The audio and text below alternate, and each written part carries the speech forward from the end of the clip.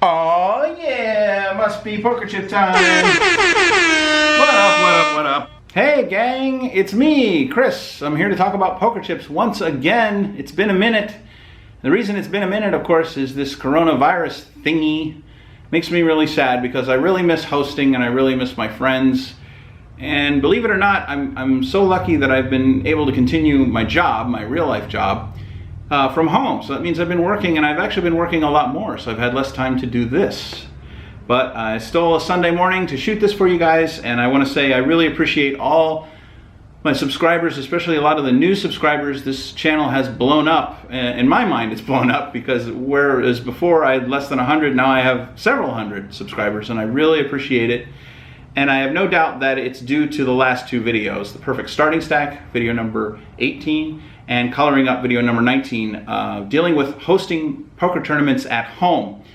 Well, this video is from a suggestion from a subscriber in one of the comments, doing a starting stack video and a chip breakdown for cash games at your house. I would like to say this is going to be brief, but it's not, because it's the companion piece to the tournament video about starting stacks, but there's a lot more to think about when hosting a cash game. Tournaments are kind of easy peasy. You've got a price point that you can set. That's a stopgap. That's the most somebody can lose in an evening. If you have a single or a double re-entry, the most they can lose is a fixed amount. Once they're out of the tournament, they're out. Cash game, people can keep reaching into their pockets and reloading. So there's a lot to consider here for poker chips. There's three things you're going to ponder when you're considering how many poker chips should I have for my cash game? And that's really what the question is. What is the starting stack?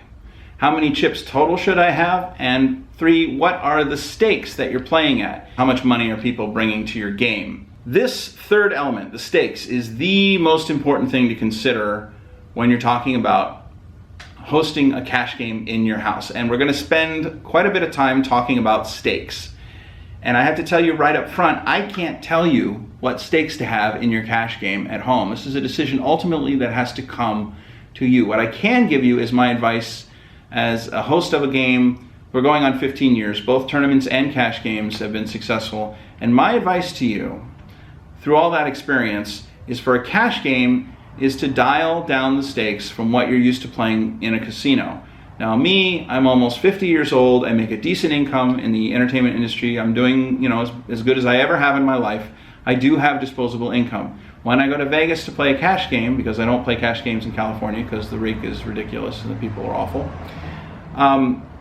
I am comfortable sitting down at a big 1-3 game or even a 2-5 game. I don't mind buying in for $1,000 or $1,500 and having a nice evening, playing in a safe environment and playing opponents that I don't know. When it comes to a cash game in my house, I'm a lot less comfortable playing against my good friends, because to me, a home poker game is about two F's: fellowship and friendship. And you do the fellowship first and get to know people, and then you do the friendship. And that's what I've done in my home game. These are some of the dearest people in the world to me. And so when I'm looking at stakes for a cash game, it's kind of the same rule of thumb I use for a tournament, is that I'm looking for stakes that feels pretty good when you win and doesn't feel too bad when you lose. And that is the golden rule for stakes as far as I'm concerned in a cash game. So you know what I like to play in a casino, what I'm comfortable with. I dial it way back for my home game. I don't make it so tiny that it's meaningless, but I have an amount where the average big loss is going to be an LA bar tab. So the average big loss is going to be around $200 or $300. And to do that, I set my stakes at a $50 capped buy-in. Now the buy-in is the most important thing that will help control the stakes to the level that you want. Blinds are important, and what you let people reload with is important, but the most important thing is that initial buy-in. For me, I cap it at $50, which is 100 big blinds. I set my blinds at 25 cents and 50 cents. I let people top up to 50 bucks at any time, so if they lose $10 in a hand, they can put in another 10 and get up to 50, no problem. But I do cap it at 50. If they lose their entire stack, then I'll let them reload for up to $100 for the rest of the night. Now there's some games where they let you reload up to half the biggest stack or the full biggest stack. That's how your stakes get out of control. I cap it at 100. I understand it limits your ability to win the money back. I don't care. I'm here for the friendship and the fellowship.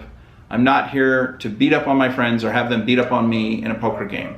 I don't want the drama. I don't want the stress. If I'm playing higher stakes in here, also there's the matter, a lesser concern, but it is a concern, is security. And there's two components to security. If you've got thousands of dollars on a table in your house, concern number one is getting robbed. Concern number two is somebody stacking the deck. And I've heard stories in other bigger stake home games of both of these things happening to people that I know. And it's not a place you want to be in life. The other thing that comes into that, once you start playing higher stakes, you'll find that the impulse for the host, the impulse for yourself also, is to rake the game, because now you're taking risks. You've got thousands of dollars, potentially over $10,000 or more, on a table in your house. You're taking a risk. So you rationalize it in your mind, I can take a little bit out of each pot to keep up expenses, all that stuff. That's illegal. Don't rake your cash game. Be here for the friendship and the fellowship. That's my recommendation. There are people that I know on pokerchipforum.com that have higher stake home games, and it works just fine for them. So take that into account. This is just one man's opinion. The ultimate goal here is to have a game that sustains for decades, and I'm well on the way. 15 plus years playing cash games in my garage. You don't do that by having $1,000 swings. You just don't. And it really doesn't matter how much money you make unless you're Toby Maguire or somebody who's rich. And how many actually rich people do you know? I don't know a lot. So then the three components that are going to help you manage your stakes. One is the buy-in, I already talked about that. Two are the blinds. The blinds I set, I give you 100 big blinds, 25 cents and 50 cents. And that's a really nice sweet spot that also, by keeping it lower, instead of making it 50 cents and $1 or $1, $2 or $1, $1, it helps keep the stakes down. The blinds are going to help with that. The third component that you might want to implement, and I highly recommend it because it's a lot of fun, but it really helps to keep the stakes down, is to throw in a lot of fixed limit games. We play all the games. You see this giant stack of plaques here? I'll put in the description where I got them. Custom made at smartsign.com. We play all the games. We play No Limit Hold'em. That's always fun. We'll play a ton of Pot Limit Omaha 8. And that's a great game. It's a big game. It can be a bigger game than a no limit game, but what keeps it not being too crazy is that it's a split pot game. And then we play lots of fixed limit games. We got fixed limit deuce 7 draw. We play fixed limit Sohi, which is simultaneous Omaha and Hold'em. We play it fixed limit because it's a crazy game. We play Badoogie, Badesi. We play those fixed limit. We do play a no-limit variation of 5-card draw, but it's one betting or 2 betting rounds, so it's not that bad. We play Crazy Pineapple fixed limit. See, they're all coded.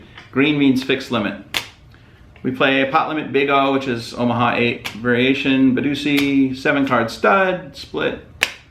You know, we play a lot of different games. A lot of them are fixed limit, and that helps keep the damage down. It helps rein in the stakes. When you have, out of a 6 or 7 hour night, you've got 2 or 3 hours spent playing fixed limit, you're going to find that the swings aren't as bad. So utilize fixed limit games, and they're a lot of fun. Drive some people crazy. I know they're not everybody's cup of tea. One game I will warn you about is this game. Pot Limit Omaha, straight up. Pot Limit Omaha, high only, is a wonderful, magnificent game. It's one of my favorite games. I hardly ever have it in my garage. I kind of downplay it because it is the biggest game. It is the game with the biggest swings, the closest equities. When we do play it, we bring the blinds down to 25 cent, and I would recommend that you do that just to try to keep the game down, because the problem with pot limit games is that you've got so many more players seeing the flop, and the correct strategy in Pot Limit Omaha is to be aggressive and to push that equity edge. And so that's, you know, the biggest swings you're ever going to see are in PLO. So just be aware of that game. Be cautious. Certainly play it. It's a great game. But dialing back the blinds a little bit on that is a good thing, and it's something I would recommend. All right, now let's get to the good stuff. The poker chips. That's what you're here for, right? We're going to talk about how many chips should you have and what starting stacks should you use. That's probably going to go faster than this stakes part. Let's talk about poker chips. All right, gang, it's time to talk about my favorite thing, poker chips. Poker chips for a cash game. How many poker chips should I have? Well, if you play the stakes that I recommend, $50 buy-in with $100 reload, 25 cent and 50 cent blinds, here is your poker chip breakdown. for a single table. We're talking 10 players maximum. I typically like to play with 8 because then we can have mixed games, but if a 10-player max is what you've got, you will need 200 quarters, 200 25-cent chips for your $50 buy-in cash game with 25-cent, 50-cent blinds and $100 reload. You'll also need 200 $1 chips. These gorgeous bluebirds, $1. So that's 400 chips total. By the way, if you like these chips, you're not alone. I like these chips. These are gorgeous chips. These are my favorite chips of all time. These are the Aurora Stars. Make sure you watch my poker chip video number 4 for the lowdown on these chips and how you will be unable to buy them. Good times. And finally, 25-cent, 50-cent blinds and a $50 buy-in. You need 1 rack of Redbirds. These are the $5 chips. 1 rack of that. So that's 500 chips total, and you will be set. Good to go for the most part. If you play a lot of PLO, even though your blinds are 25 cents, 50 cents, I would recommend that you get at least 1 barrel of larger chip denoms for reloading. I use $20 chips. There's also $25 chips that are an option. And an extra rack of Redbirds would not hurt. So if you have 600 chips plus the 20 bigger denoms, you're in great shape for a $50 buy-in, $100 reload.